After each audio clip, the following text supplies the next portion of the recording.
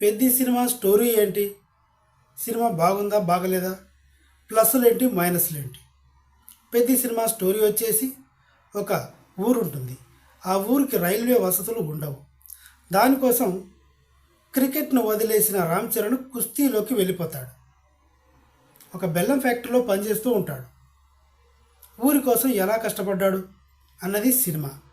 అప్పల సూరిగా జగపత్ బాబు గారు కూడా ఆ ఊరి కోసమే కష్టపడుతూ ఉంటాడు. ఫస్ట్ హాఫ్ మొత్తం క్రికెట్. తర్వాత తన ఊరికి పేరు తీసుకురావడం కోసం కుస్తీకి వస్తాడు. ఇది స్టోరీ లైన్.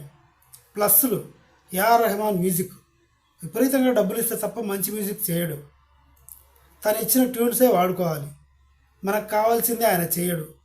ఈ డబ్బా పేరైతే ఉంది, కానీ అదంతా సంబంధం లేదన్నట్టుగా అత్తర కొట్టేశాడు. చిక్రి చిక్రి పాట బాగుంది, రై రై ర బాగుంది.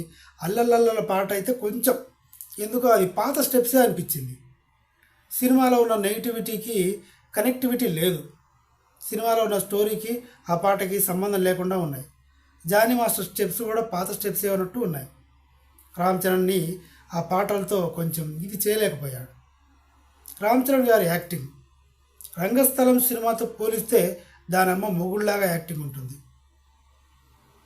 జగపత్ బాబు గారి యాక్టింగ్, శివరాజ్ కుమార్ గారి యాక్టింగ్ అల్టిమేట్. ఇప్పుడు మైనస్లు. కొన్ని చోట్ల సెంటిమెంట్లు పెద్దగా పేలలేదు.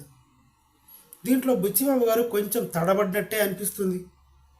తర్వాత జాహ్నవి కపూర్. సినిమా కథకి జాహ్నవి కపూర్కి సంబంధం లేదన్నట్టుగానే ఉంది.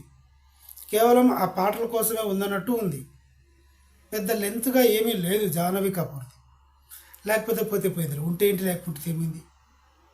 సో నెగిటివ్ పాయింట్స్ ఏమైనా ఉంటాయని వెతుక్కునే వాళ్ళ కోసం చాలా కష్టపడాల్సి వస్తుంది. వాళ్ళు కథ చాలా కొత్తగా ఉంటుంది. ఈ స్పోర్ట్స్ నేపథ్యంలో కథలు ఎవరు ఇంతకుముందు ఈ రేంజ్లో తీసుకురాలేదు. వచ్చినా కూడా దాన్ని ఎగ్జిక్యూట్ చేసే విధానం బుచ్చిబాబు గారు చేసినట్టుగా ఎవరు చేసి ఉండరేమో.